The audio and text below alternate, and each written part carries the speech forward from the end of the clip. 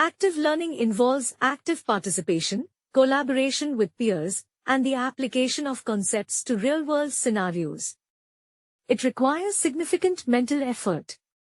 To comprehend why active learning is effective, it is important to understand that when our brain decides what to remember, it asks two fundamental questions: can I understand, and do I need to know? When the brain determines that it can understand new information, it places it on the foundation of existing knowledge. If the foundation is missing, the brain has no context for the information and discards it. Therefore, building foundational neuron connections for new information to attach to is essential for learning. To explain how active learning is applied in classrooms, we can examine the teachings of Professor Carl Wieman, a Nobel Prize-winning physicist and leading proponent of the method. There are 4 steps to his approach. First, prior to class, students read up on the fundamentals of the lesson to gain an understanding of the terms and basic phenomena. In class, Professor Wieman begins with a brief introduction and then presents questions for students. Second, he projects a problem and asks all students to select one of 3 possible answers.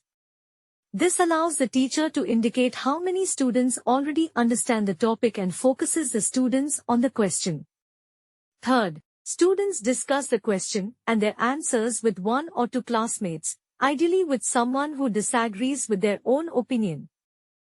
During the discussion, students must come up with a reason for their answer and why the others may be wrong. The instructor listens in to determine student thinking and answer brief questions.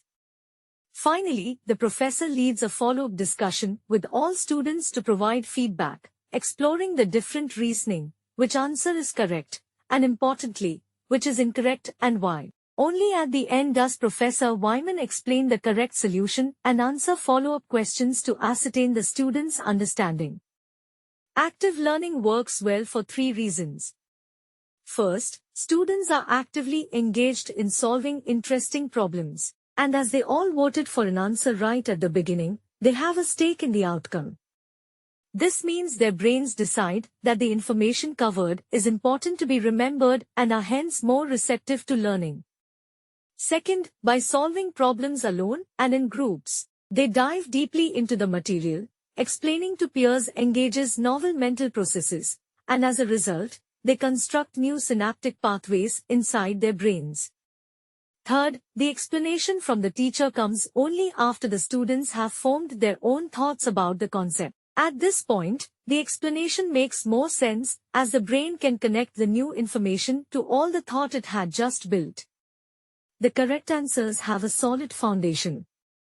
Research has shown significant differences in outcomes between passive and active learning. In one experiment, physics instructors taught their course in 2 ways. Some classes were taught in a conventional style, and others using active learning.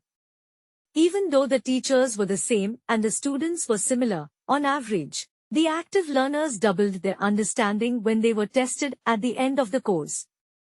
Other experiments have shown that long-term retention is higher as well. Students that take conventional lectures followed by a test forget around 90% of the material within 6 months. In an active learning environment, students can retain more than 70% of what they have learned 2 years later. In conclusion, active learning is a highly effective method of learning that involves active participation, collaboration, and the application of concepts to real-world scenarios. It requires significant mental effort but leads to better retention and understanding of the material, which can be transferred to other situations. The approach of Professor Carl Wieman, a Nobel Prize-winning physicist, is an excellent example of how active learning can be applied in classrooms. Research has shown that active learning leads to significantly better outcomes than passive learning. If you learned something from this video, please subscribe my channel Insights now and like and share this video to get more video on this channel.